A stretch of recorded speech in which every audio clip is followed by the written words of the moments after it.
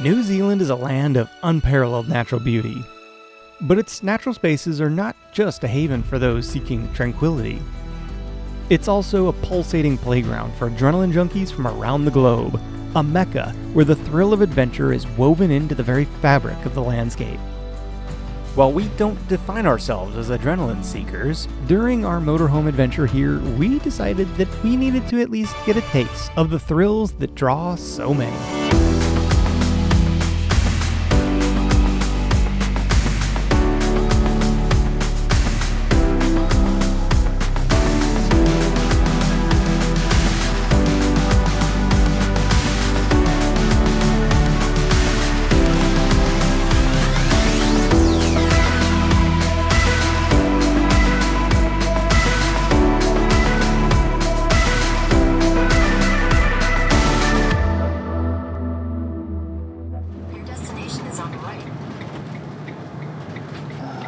Maybe.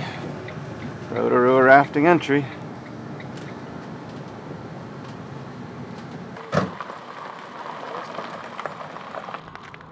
So today we're doing something really cool. We're going whitewater rafting on a particularly big waterfall. It's like 23 feet tall. It's called Tutea Falls. And we're all a little bit nervous and scared, but we're just going for it. Sign your life away. Is the rating scale for whitewater like logarithmic? I hope not. I hope not. So each number up is... I think it's the rating of the largest fall. Yeah. On the rapids so it's itself. not like There's a 23-foot it's not like a class 5 is going to have like Class 5 the whole way. Exactly. So it's just the worst one. But We'll see. I don't know. That might You're just saying that to make me feel better, aren't you? So it's just the fact that it is the largest commercial drop in the world that's making it a class 5. The only thing other ones might be super easy peasy little baby ones. The only thing that's keeping me from running out of here high speed like Wile E. Coyote at this particular moment is the fact that on their website itself it says, can't swim, not a problem. Now, I do realize that they have a vested interest in wanting to convince non-swimmers that going on class 5 rapids is perfectly fine. You don't need to be able to deal with water because you're not going to leave the raft. But you probably have to assume that everybody who works at a rafting place knows how to swim. Let's hope so. Yeah. So they might be coming at it from a different perspective where they're like, might. No, it's fine. I'm hoping that they offer the extra water wings. You know, so that in addition to the wetsuit, I'll have that extra water wing buoyancy. I don't mind looking like a dork as long as I survive the event. Our adventure begins at the edge of the Kaituna River, where we gear up and learn about the river ahead. As this is the largest commercially available waterfall to raft, a Class 5 ride, safety is paramount, and our skilled guide Tom was here to ensure we were all prepared. As we drift away from the shore, the serene waters were offering a deceptive calm before the river picked up tempo.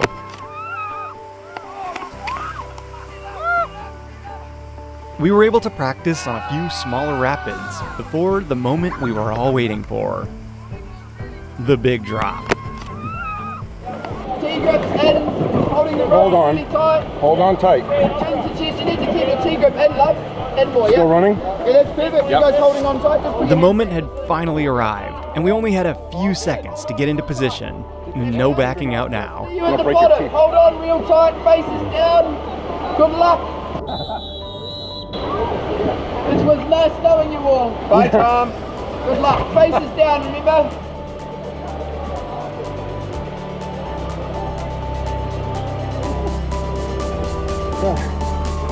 Hold on tight.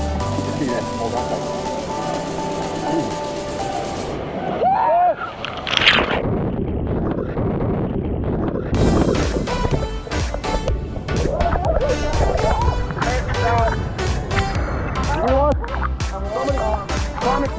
It was all over in an instant, but Kate was gone, and so was our guide.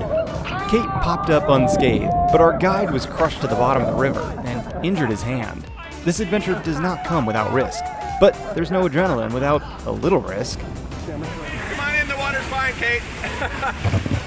You abandoned us. So did Tom! Stand up and look up here. Big wave. Where? Now push each other out.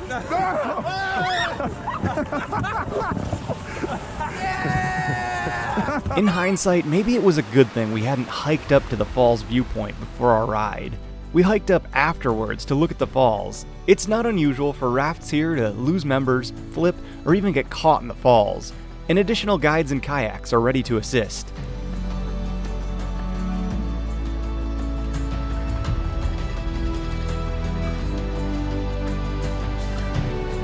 We couldn't believe we had just done that. Talk about an adrenaline rush. With the hard part over, the rest of the trip was pure bliss. We had sections of the river we got to float down on our own, taking in the spectacular scenery of the Jungle Gorge, and a few more small rapids that were just fun to play in.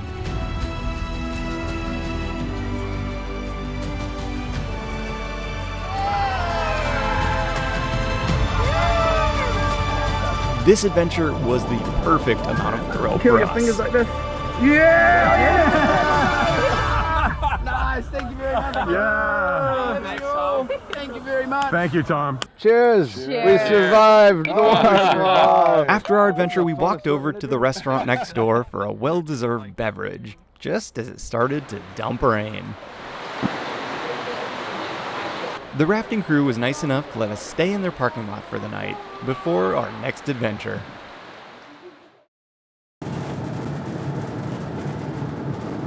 The next stop on our journey took us to the Wai-O-Tapu thermal wonderland. This area is a masterpiece of geothermal activity, similar to Yellowstone in the US.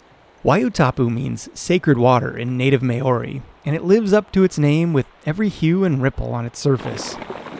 This unique landscape, shaped by thousands of years of volcanic activity, showcases a variety of colorful and dynamic geological features.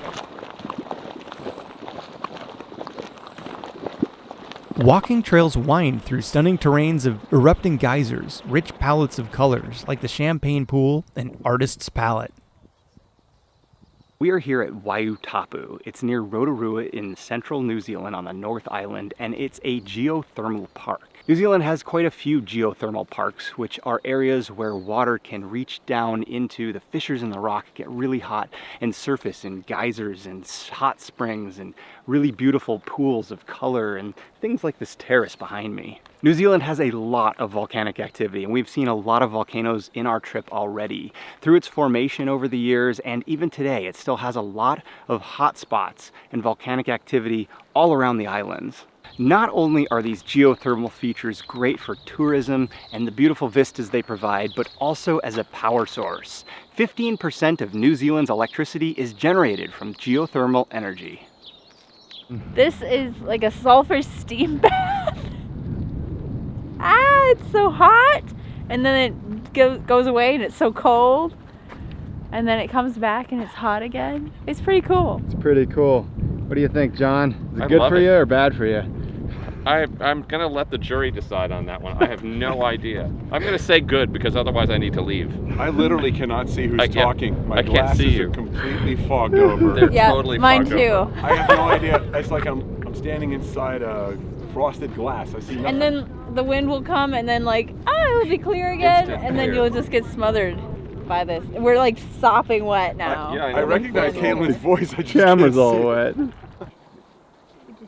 Not to minimize yours. Visitor center.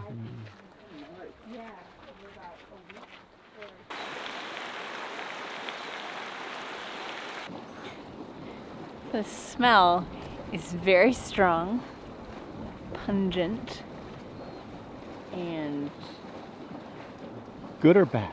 it's overall bad, very bad.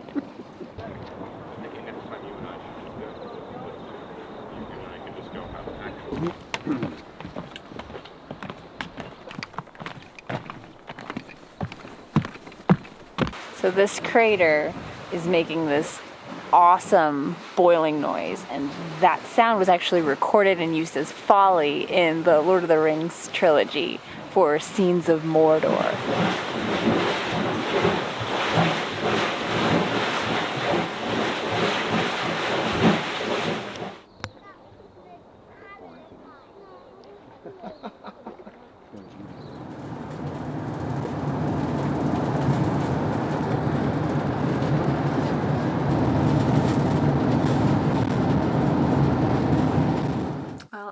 nighttime now and we're getting ready to go to bed, but we have to take showers first because we realized we smell like rotten eggs. We smell like the sulfur pools that we were hanging around today. Surprise! And so like our skin and our hair and our clothes are just, we got in here, we closed everything up, we started to smell it again going, where's that coming from? It's shower time.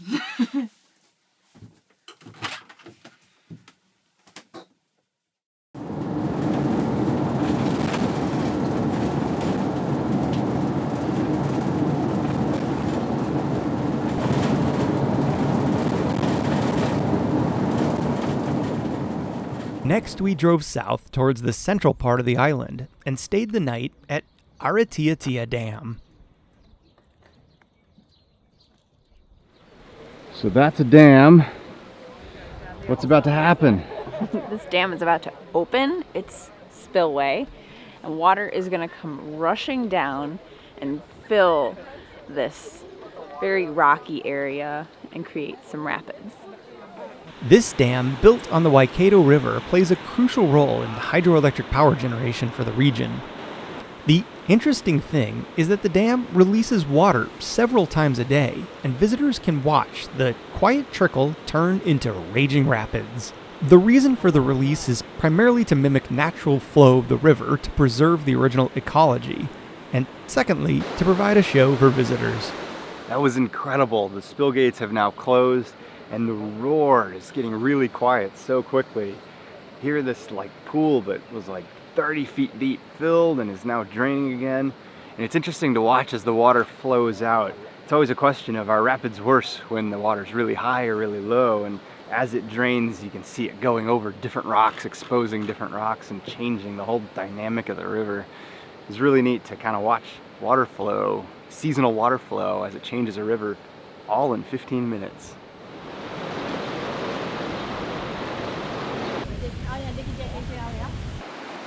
Next, we drove slightly up the river to the famous Huka Falls. The Waikato River is one of the country's longest rivers and makes its way through a narrow chasm at this point, where approximately 220,000 liters of water per second thunder over an 11-meter high waterfall. The river's intense, clear turquoise hue is mesmerizing, contrasting sharply with the white foam of the falls. The sheer volume and spread of water creates a powerful roar and mist that rises from the falls, adding to the allure and mystique of the site. Along the walkway to Huka Falls, we also came across another natural wonder that we hadn't seen on the map or planned to visit, another thermal park. This one, however, was swarmed with locals bathing in a hot water stream that plunged into the cool river. We just had to suit up and join them for a wonderful hot soak in the stream and a swim in the cool river. How about bungee and swing? That same day, John and Peter were still feeling a bit adventurous and wanted to try out a crazy sport that was pioneered in New Zealand. You ready? What are you about to do? Well, we're not sure. The intent is we're going to dive off Successfully a tower. bungee off a tower. And The end result could be different. It looks a long way down, so when we get out there, it may not happen. It seems like a smart thing to do standing here, but I'm not so sure when I get out on that platform and I actually have to tip off the edge that I'm going to feel the same way. It doesn't look like a smart thing to do standing here. It looks like a stupid thing to do. All right. So I'm trying to bolster my confidence. You're not helping. Bungee jumping as a modern sport has its roots in the land diving Nagle ritual from the South Pacific island of Pentecost in Vanuatu.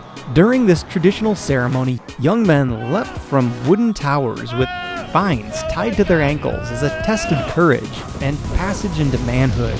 It was a New Zealander, A.J. Hackett, however, who played a pivotal role in transforming bungee jumping into a global phenomenon. Just enjoy. All right. See if I can remember all that.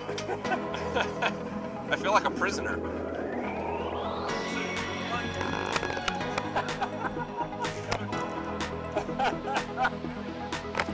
I don't know if I can do this. Oh my God. Nice straight. Okay, don't let me down. Do it. There we go. Deep breath. Nice and straight. 5, 4, 3, 2, 1.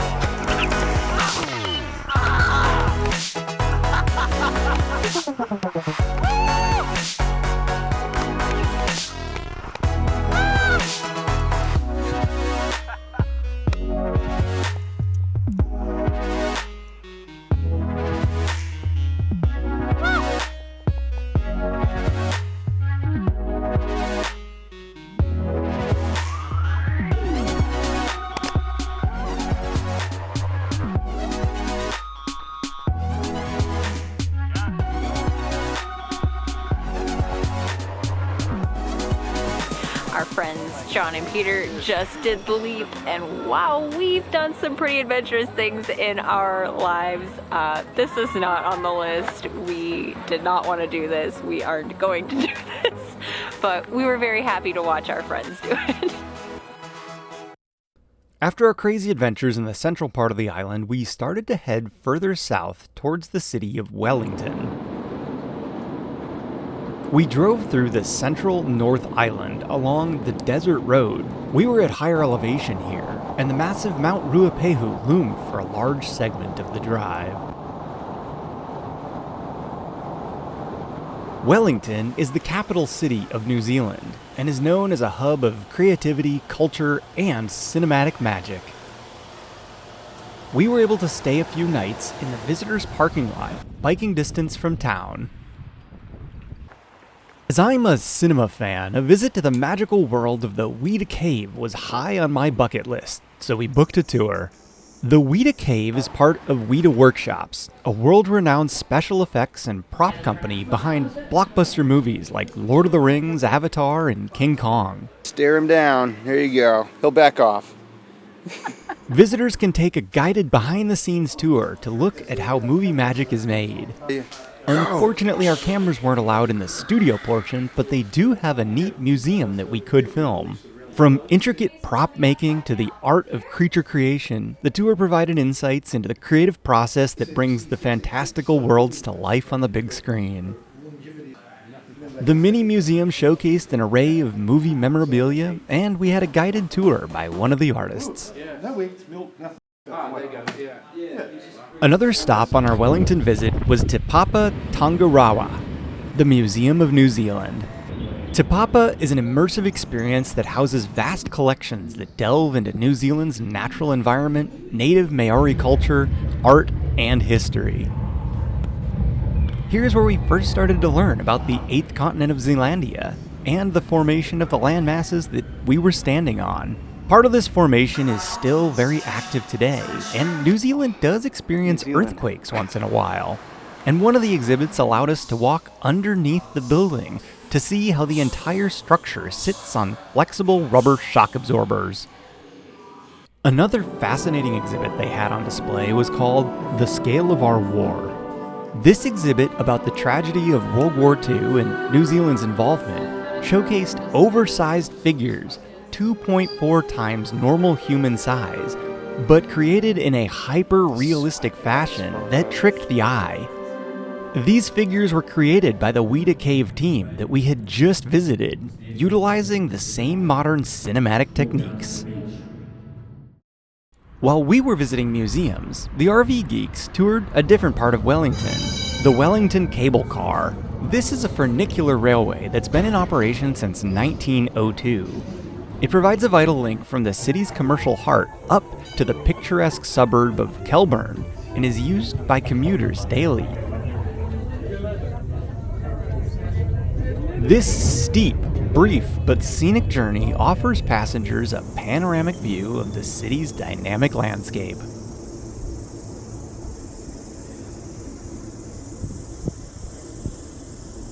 As Wellington sits at the very south end of the North Island in a large protected harbor, it's also the gateway to the South Island, where we were headed next. We are moments away from getting on a ferry. We are traveling from the North Island to the South Island, and we are here in Wellington, about to get on the Inner Islander ferry to go to Picton. And it's about a 3-hour sail, so we're hopefully going to get some good views from the boat. And we've heard wonderful things about the South Island, and based on our experience so far in the North, we're very excited to see what the South Island has.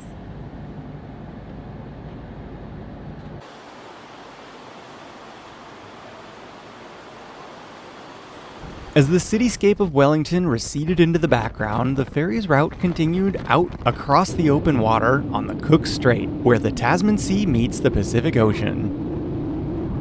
During the approximate 3-hour crossing, we could step out onto the deck to watch for marine wildlife, or simply marvel at the rolling ocean. Our roast today is beef soup with vegetables and gravy.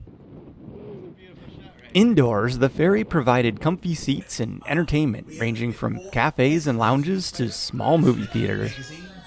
As the ferry approaches the South Island, it navigates through the Marlborough Sound, a network of ancient sunken river valleys that were filled by the sea.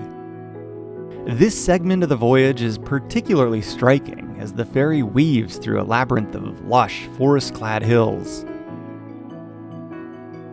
These awe-inspiring views serve as a fitting introduction to the South Island, which is known for its natural splendor. The journey concludes in Picton. We're on the South Island. We did it! Hush!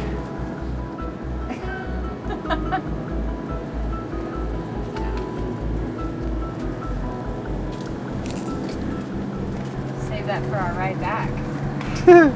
We're supposed to give this back to him? We disembarked here and headed a little ways south to a popular off-grid camping area that we'd been told about near the ocean. We were getting in late, but had crystal clear skies and an absolutely spectacular sunset. As it got darker, this is where we made another discovery about the Southern Hemisphere. We didn't recognize the sky above. I hadn't thought the stars would be so different than the Northern Hemisphere, but they are. The Southern Hemisphere points more directly at the Milky Way's galactic center, making it far brighter and denser with more stars overall compared to the Northern Hemisphere. In addition, you can see nebulas against the brighter Milky Way and other galaxies like the large and small Magellanic Clouds with only the naked eye. I just couldn't get enough of these stars. We had a few weeks left here, and I found myself outside almost every clear night, just looking up in awe.